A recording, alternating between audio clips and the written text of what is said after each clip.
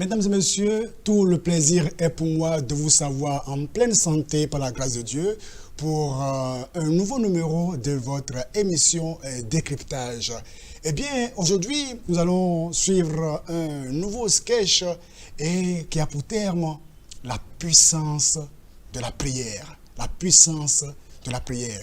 Et je serai là pour le décryptage et aussi à mes côtés, un homme qui est serviteur de l'Éternel et qui est aussi docteur en pharmacie, expert dans le supply chain des produits de santé. Eh bien, il se nomme Martin Aklan Kapo. Homme de Dieu, bonjour.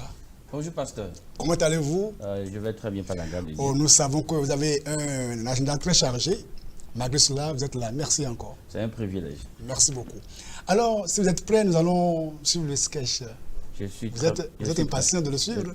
Très impatient. Ok, alors, mon invité est prêt. Je le suis aussi. Sans plus tarder, alors, le sketch du jour. Comment on va prier? On va prier maintenant. On va prier.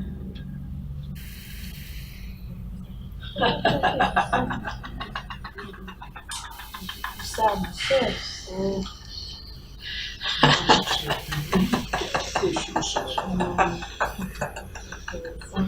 Les enfants, on va prier maintenant.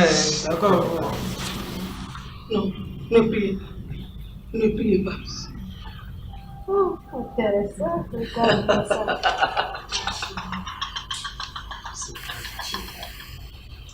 Les enfants, nous allons prier maintenant, hein?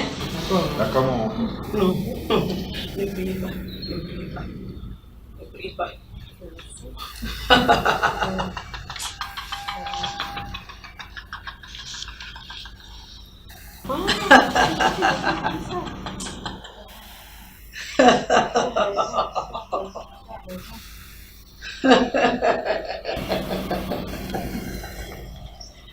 Papa portable, sainteté, prière, foi. Fais-moi avec de là-bas. Parce que je vais te coller. Sommeil, lourdeur, fatigue. Allez, prends ton colis. Papa portable.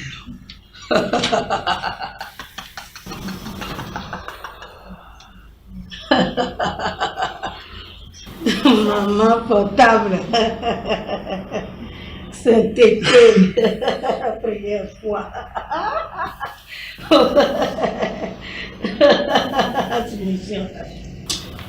Tu es là pour moi. Tu es là pour moi. Maman portable. Je te colle ceci. À partir de dorénavant, je te colle ceci. Ce que je te colle, c'est ton colis. Ça. Allez, sommeil, lourdeur, fatigue, entêtement.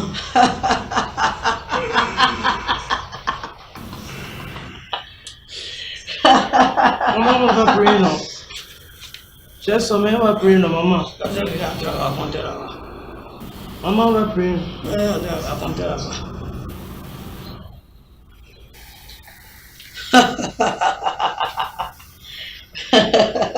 Enfant de maman.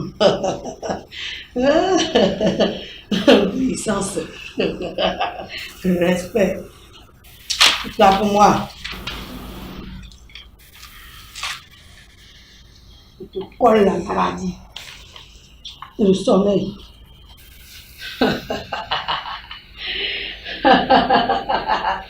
Showman. Sugar. Showman. Quoi? Sainteté, obéissance. Toute la foi. Je te colle ceci. Échec, désobéissance, péché. Pas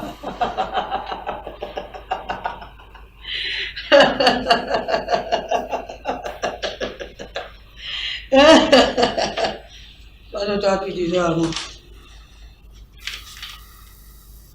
Je te colle la maladie. Allez, prends ta maladie. Allez. Comment? Il a quoi? Oh, il a quoi? Tu es quoi? Oh, sauvez-moi, mon enfant. Tu es quoi? Oh, mon enfant.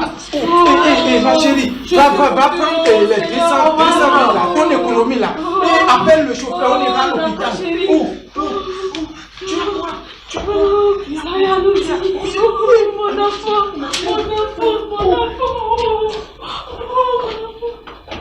Alors, docteur, vous avez suivi le sketch, hein? J'ai suivi avec attention le sketch. Quelles sont déjà vos impressions? Je suis vraiment béni par ce sketch. Et je crois que les téléspectateurs aussi sont bénis parce que le sketch parle d'un sujet, d'un ingrédient très essentiel dans la vie du chrétien. Et c'est la prière. La prière, vraiment très très important. Et sans ça, la vie chrétienne, il n'y a pas de vie chrétienne. Il n'y a pas de vie chrétienne. Il n'y a pas de vie chrétienne. Ok, alors, quelle est déjà votre première leçon que vous pouvez déduire ou tirer de ce sketch-là? La première leçon que je déduis de ça, c'est que tout chrétien ou bien toute famille chrétienne doit veiller contre les distractions des derniers temps que nous traversons actuellement, surtout les distractions causées par la technologie. En l'occurrence, le téléphone portable. Nous avons vu dans le sketch comment le téléphone portable a empêché toute la famille de prier et a donné l'accès à l'ennemi dans leur vie. Ils ont été affligés. Donc, nous devons vraiment veiller. Comme Jésus l'a dit, les apôtres aussi nous l'ont dit, de veiller. Jésus a dit dans Marc chapitre 13, le dernier verset dit, ce que je le dis à tous, veillez. Nous avons besoin actuellement, dans les derniers temps que nous traversons, d'être plus vigilants. Effectivement, parce que moi, je me rends compte que le diable, lui, ne dort pas.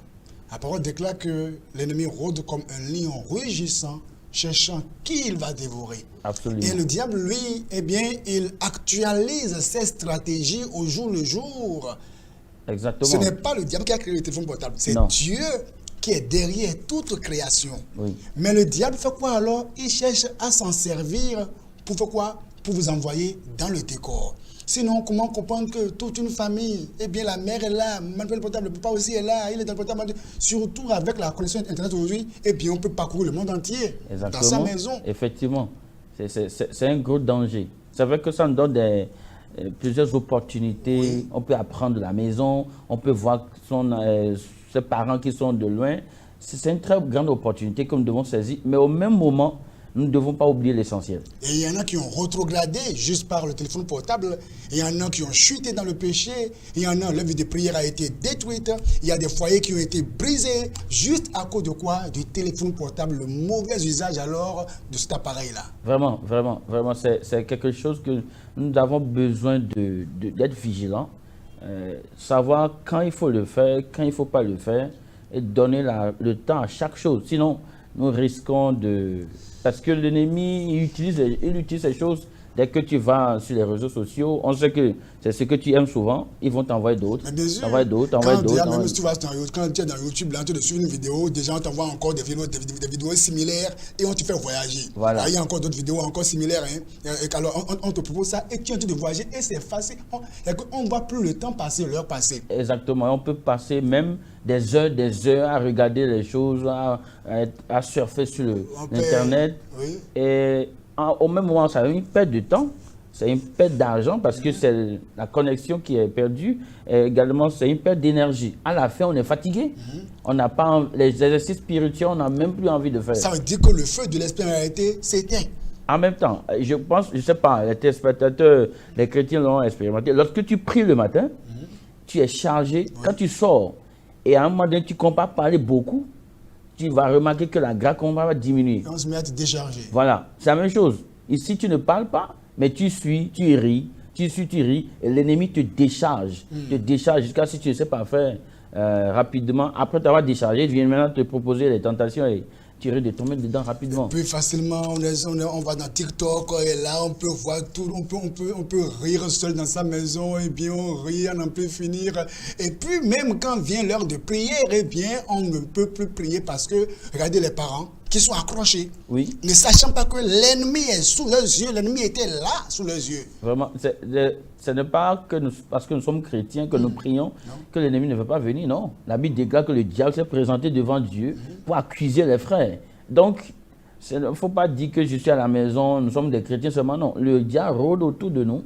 Nous devons être vigilants, veiller. Non seulement ça. Dans ce que je vois, le mauvais exemple que le père et la mère ont donné aux enfants. Oui. Surtout le plus jeune qui n'avait pas de téléphone et qui était là. Lui, il avait envie de prier. De prier, d'aller se coucher. Voilà, mais ses parents l'ont...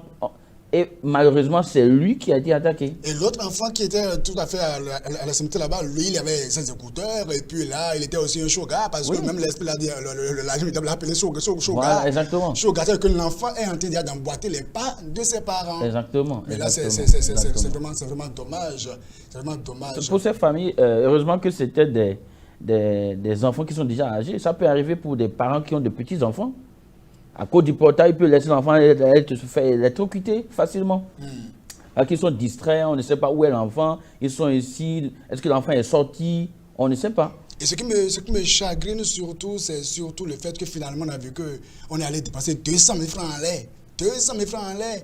Alors que ça pouvait être gardé là. Pour des choses sérieuses. Vraiment. Alors, autre leçon que moi je peux tirer, c'est que j'ai remarqué que lorsque le chrétien perd la vie de prière, il perd le caractère chrétien. Pour dire quoi? Parce que on a vu clairement que il avait les parents, il y en a qui étaient, d'abord presque tous, il était écrit sur eux la sainteté, la foi, la prière et bien la vigilance, beaucoup de choses. Oui. Pour les enfants, et bien l'obéissance, c'est beaucoup de choses. Oui. Mais on a vu que lorsqu'ils ont arrêté la prière et que l'esprit est arrivé, la Sainte Dame est arrivée, la Dame, pourquoi ôter ces choses-là, ôter la sainteté, ôter la prière, bref. Ils ont d'abord été comment?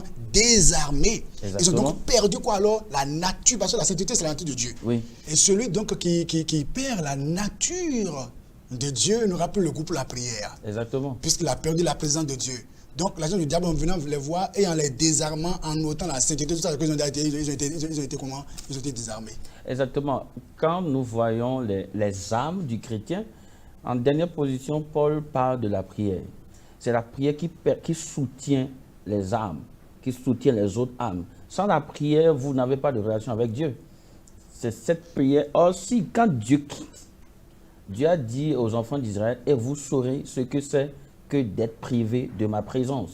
Et quand ils ont été privés de la présence de Dieu, c'est bienvenue les dégâts. Ils ne peuvent plus marcher comme Dieu demande de marcher. Donc, la prière est très capitale. Et le Seigneur même disait, veillez et priez pour ne pas tomber dans la tentation. Exactement. Il va donc sans dire que la force pour résister au péché réside alors quoi? Dans la vie de prière. Le chrétien qui ne prie pas, il va succomber au péché. On ne peut pas discuter de ça. Et si non tu seulement ne pries pas, tu vas tomber. Pas seulement le péché, il va que même celui qui ne prie plus, cette personne-là, eh bien, elle est dans les inquiétudes, les lamentations, les plaintes. Il n'y aura pas la joie même. Il y a même plus la joie. Si la prière n'était pas importante, regardons la vie de Jésus. Il est Dieu lui-même. Et il prie. Et il se lève très tôt le matin et prie. Quand il avait multiplié le pain, il avait dit aux disciples de partir, mais il a passé toute la nuit à prier. Pour choisir les disciples, il a passé toute la nuit à prier. Avant d'aller à la croix, il a prié. La prière est très importante. Celui qui néglige la prière, il va tout perdre. Et Satan, sachant cela, veut alors donc quoi? Ôter de nos vies la prière. Et voilà quoi, j'ai fait un constat, c'est facile d'être sur les réseaux sociaux, rester là pendant des heures, mais quand vient l'heure de la prière, eh bien, à peine 30 secondes de prière, l'eau dort là-bas. C'est extraordinaire. Parce qu'il y a aussi, nous ne devons pas l'ignorer, nous sommes nés de nouveau, mais la chair est toujours là, elle réclame des choses. C'est pourquoi Paul dit dans Romains chapitre 6, il dit n'obéissez pas aux convoitises de la chair. La chair va toujours réclamer. Mais c'est à nous de dominer cette chair en priant, en passant du temps dans la prière. Et Dieu nous donne la grâce pour pouvoir maintenant veiller dans la vie. Ça me rappelle également l'histoire de Daniel. Daniel, ils ont tout cherché. Ils ont cherché dans toutes ses habitudes ce qu'il faut pour l'accuser. Mais ils n'ont rien trouvé. Mais ils ont découvert que c'est parce que cet homme priait. Et là, ils ont dit, arrêtons-le. Il ne faut plus qu'il prie. Je voudrais, si vous le permettez, passer par là, surtout pour dire, dans ces familles-là, vous voyez, où parfois, la maman, elle est tout le temps affairée à la cuisine, fait la vaisselle, faire ceci, faire cela, et quand l'heure de la prière vient, elle somnole déjà. Eh bien, on doit comprendre que ne pas prier n'est pas excusable. Il n'y a pas à dire que je suis tellement occupé par le boulot, tellement occupé par les devoirs domestiques, tellement je suis fatigué. Si tu ne pries pas, tu as quelle âme encore? Il faut que chaque croyant le comprenne, ce que vous êtes en train de dire là, parce que si tu ne pries pas, tu n'as rien. Tu n'as rien, tu es mort spirituellement. Après ça, il y a une autre leçon que vous avez retenue. Une leçon que vous voyez, quand ils ont été désarmés, oui, l'ennemi les a affligés. Celui qui perd la vie de prière s'expose aux attaques du diable. En même temps, la maladie est venue. L'enfant a été frappé immédiatement. Donc, c'est quelqu'un qui sait de prier. Regardez, Judas Iscariote faisait partie des disciples. Quand ils sont revenus, ils ont chassé les démons. Ils étaient parmi ceux qui ont chassé les démons. Mais on va remarquer qu'il a laissé sa vie, le diable est rentré en lui et l'a utilisé. Quelqu'un qui ne prie plus s'expose aux afflictions du diable. Oui. D'où l'importance de prier. Il faut prier.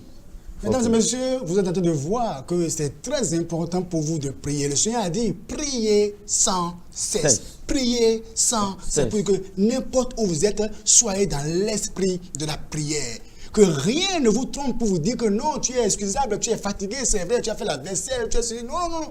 En tant que père de famille, mesdames et messieurs, ne permettez jamais à ce que votre épouse soit là, dit qu'elle est fatiguée, non, maman, je suis fatiguée, il faut comprendre, maman chérie est fatiguée, ah bon? Et vous comprenez ça? Elle ne prie pas, mais bientôt c'est elle qui va maintenant faire quoi? Maintenant, faire sortir la nature du diable. Parce que quand il n'y a pas la prière, la nature du diable fait quoi? Eh bien, se réveille, la chair se réveille en soi. Exactement. Alors que quand il y a la prière, l'esprit est là, l'esprit est en mouvement. Donc, ne pas prier, on n'est pas excusable parce que c'est notre seule âme que nous avons.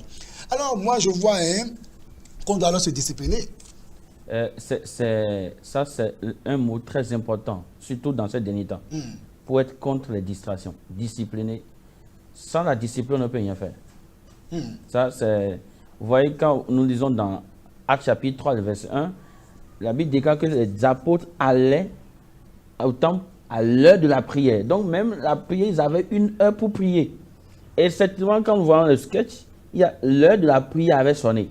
Et le papa savait, la maman savait. Mais ils n'étaient pas disciplinés. Ils ont laissé les portables, les emporter. Parce que si c'était... Ouais, dans le sketch, on voit, quand ils mentionnent la prière, l'ennemi recule. Recule, craignant qu'il prie. Voilà. Et si c'était discipliné, dit, c'est l'heure, c'est l'heure. Ils abandonnent toujours, ils ne comptent pas prier. Ils ne vont même pas commencer par prier pendant 5 minutes avant que l'ennemi ne disparaisse. Nous avons besoin de la discipline si réellement nous savons que nous sommes des chrétiens et nous avons le ciel à gagner. C'est là votre mot de fin. Mon mot de fin à l'endroit de nos téléspectateurs, c'est pour dire ceci. Celui qui prie est pur. Celui qui prie est puissant. Celui qui prie est prospère. Prions, prions, prions sans cesse. Celui qui prie est pur, oui, il est puissant et il est prospère. Alors, celui qui ne prie pas sera comment? Impur, il sera impuissant, il ne sera pas prospère. Donc, mesdames et messieurs, c'est ainsi la fin de ce numéro de décryptage. Le Seigneur a dit, priez sans cesse. Et le Seigneur Jésus-Christ a été pour nous et il demeure le modèle en parlant de la prière. Alors, quel que soit le défi de votre vie actuelle, priez. Mais sachez une chose, la prière ne rime pas avec le péché. Si vous péchez, vous continuez à pécher en secret, à faire des choses en secret, eh bien sachez que le diable fera quoi? Va s'opposer à votre prière.